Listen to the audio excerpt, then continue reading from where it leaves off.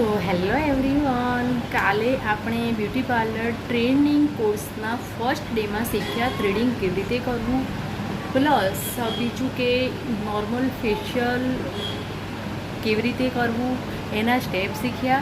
એ પછી હવે આપણે ઘણા બધા પ્રકારની સ્કિન હોય છે, જેમ કે normal skin, dry skin, oily skin, dead skin.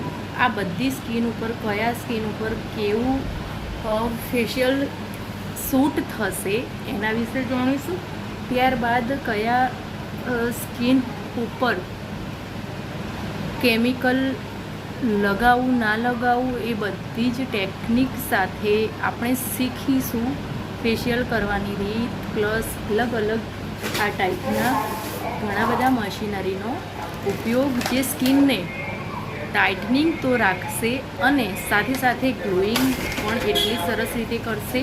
એટલે જે પ્રકારની સ્કિન હોય એ પ્રકારે ગ્લોઈંગ ટ્રીટમેન્ટ ફેશિયલનું આ જે સ્ક્રબિંગ અને આપણું બ્લડ સર્ક્યુલેશન કરવા માટેના મસાજર છે. પ્લસ આપણે ફેશિયલ ક્યારે કરવું જોઈએ, કેટલા સમય સુધી સ્ક્રબિંગ કરવું જોઈએ, મસાજ ક્રીમ કેટલો ટાઈમ સુધી કરવું જોઈએ, આ બધું જ શીખીશું નેક્સ્ટ વિડીયોમાં. તો જો કોઈને શીખવું હોય, પાર્લરનો કોર્સ કરવો હોય, આગળ કંઈ પણ કોઈ ટેકનિક શીખવી હોય, સ્કિન છે, નેલ્સ છે, હેર વિશેની, તો મારો કોન્ટેક કરી શકો છો.